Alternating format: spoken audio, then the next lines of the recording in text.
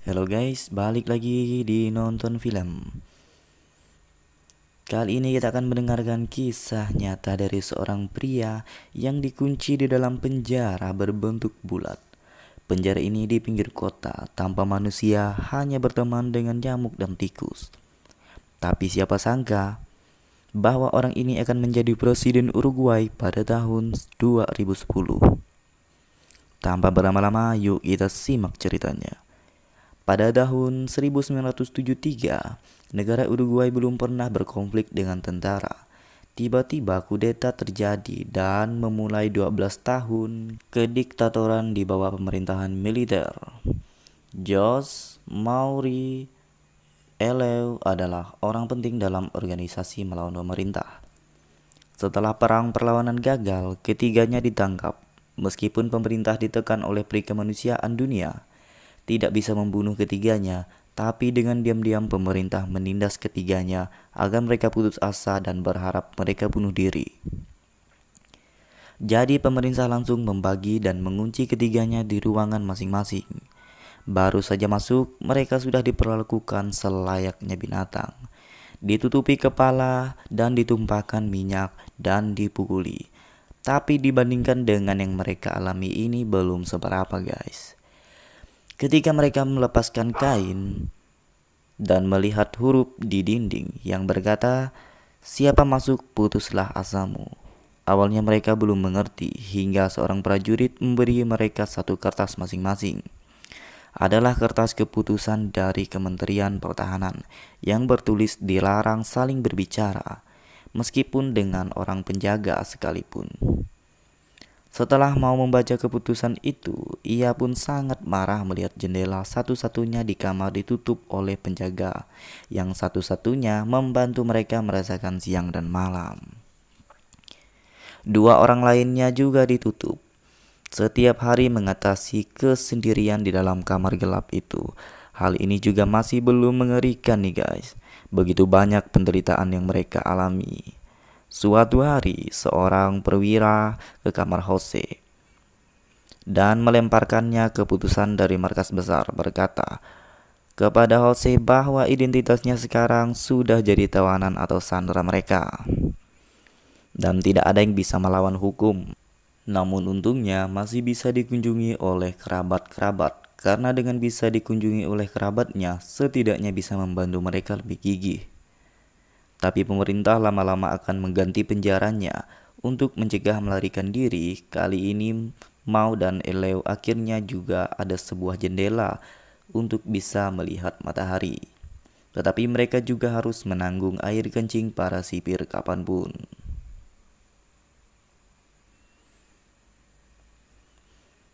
Makanan setiap hari adalah makanan penderitaan, sedangkan Jose dikunci di sebuah penjara berbentuk bulat.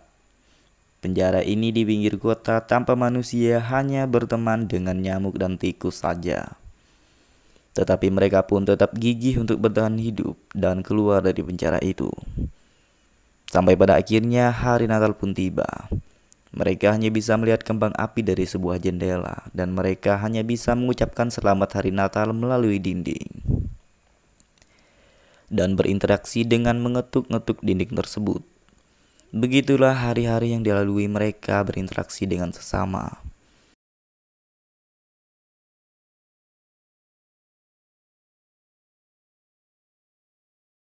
Suatu hari, kloset dalam kamar Eleo tiba-tiba tersumbat.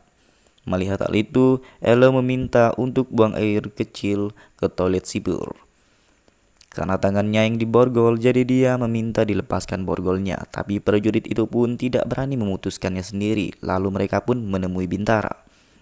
Bintara juga tidak berani memutuskan sendiri.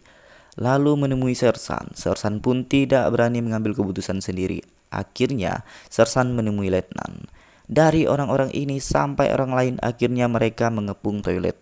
Tapi masih tak ada siapa yang berani memutuskan untuk melepaskan borgol. Sampai hal ini diketahui oleh jenderal. Ketika dia ke toilet dan melihat hal itu, dia menghina mereka dengan kata-katanya yang kurang wajar. Setelah itu dia pergi dan orang-orang itu pun pergi. Dan akhirnya tidak ada yang berani melepaskan borgol itu. dan terpaksa Elo mengatasi hal itu sendiri. Singkat cerita, sedangkan Jose sendiri menahan dirinya dari serangga yang menggigitnya dan menanggung kebisingan dalam kepala membuatnya sedikit ilusi sendirian.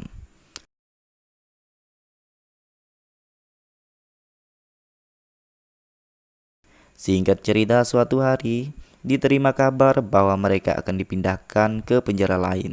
Tapi kali ini mereka tidak bisa berkomunikasi lewat dinding karena dinding ini terlalu tebal. Hal ini membuat mereka sangat putus asa. Yang lebih konyol adalah lingkup kegiatan mereka hanya dibatasi dalam satu kotak.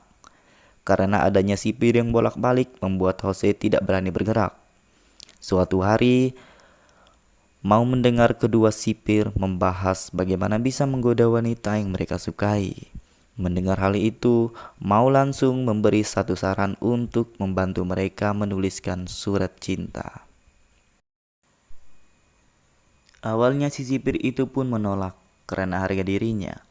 Tapi setelah itu si sipir itu dengan diam-diam membawa kertas dan pulpen kepada Mau dan berkata saran-saran Mau menulis surat cinta dengan romantis. Akhirnya dia sudah mendapatkan gadis yang ia inginkan itu. Hal ini diketahui oleh Sersan, lalu memanggil Mau dan menyuruh untuk menulis surat cinta untuknya.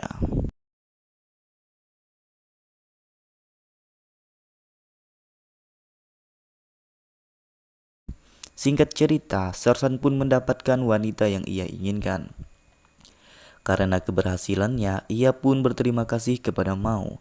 Suatu malam, Sersan yang mendengarkan radio pertandingan bola pun dengan sengaja menyaringkan volume radionya agar ketiganya dapat mendengarkan siaran bola, agar setidaknya mereka dapat terhibur.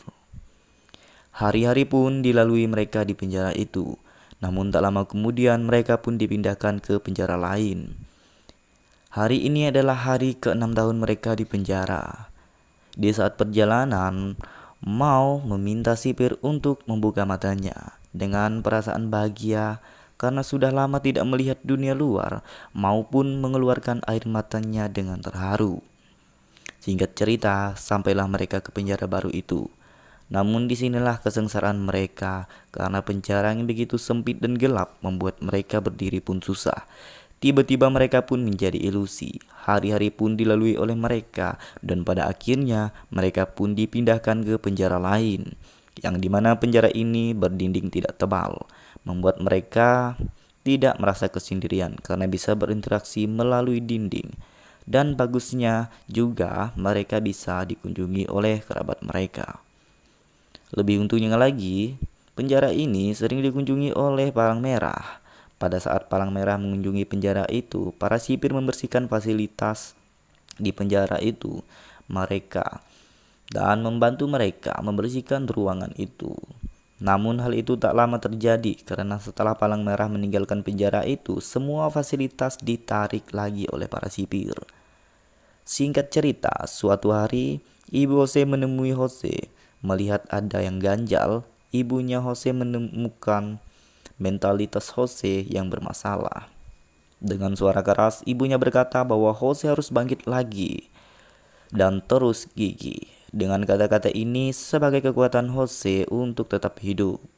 Singkat cerita, waktu ke 1980, pemerintah mengeluarkan hukum baru, tapi tidak disetujui oleh rakyat Uruguay. Gelombang oposisi terhadap kediktatorian semakin kuat, namun mereka masih bersemangat untuk bertahan hidup. Hari-hari dilalui mereka sampai pada akhirnya mereka dipindahkan ke penjara lain, dan alangkah bahagianya mereka. Di penjara yang baru ini mereka bertemu dengan Sersan yang mau membantu mereka. Sersan ini adalah Sersan yang sudah dibantu oleh Mau untuk menulis surat cintanya.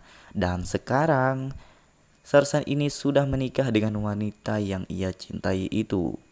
Dengan jasa Mau yang sangat besar kepada Sersan itu, alhasil Sersan selalu membantu mereka. Melihat hal itu, Mau pun meminta kepada Sersan agar ia dipertemukan dengan kedua sahabatnya itu. Lalu Sersan pun mengabulkan permintaannya. Terlihat Mau, Jose, dan Eleu saling bertatapan bahagia karena sudah lama 10 tahun mereka tidak saling melihat satu sama lain. Terlihat mata mereka yang berlinang bahagia. Gelombang oposisi kediktatorian pun semakin kuat. Mereka di penjara pun diperlakukan semakin baik. Mereka diberi fasilitas dan tempat tidur. Bahkan di ruangan penjara, mereka disediakan rokok dan makanan ringan untuk mereka. Suatu hari, Erleu dibawa oleh sipir untuk jalan-jalan. Terlihat senyum di raut wajahnya.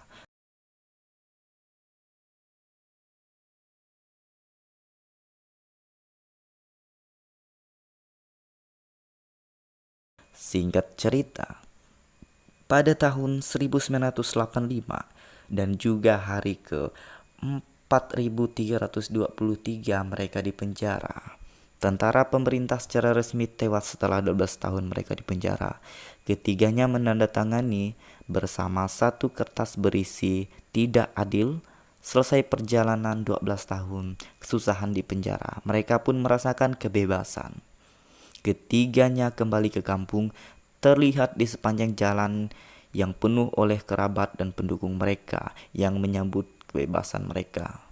Momen inilah yang dinantikan mereka selama 12 tahun lamanya, yang berjuang hidup dan mati di penjara tersadis itu.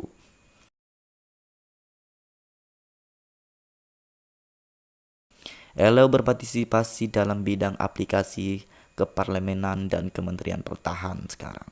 Dan mau menjadi penulis puisi, akhirnya menjadi Menteri Kementerian Budaya. Sedangkan Jose pada saat umurnya 75 tahun, tepatnya 2010 silam, Jose menjadi Presiden Uruguay.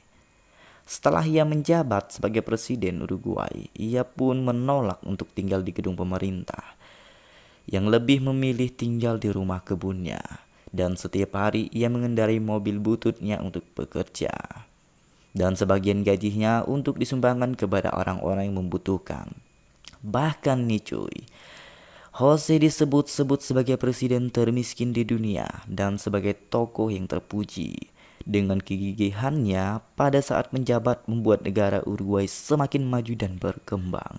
Dan kisah nyata ini pun berakhir.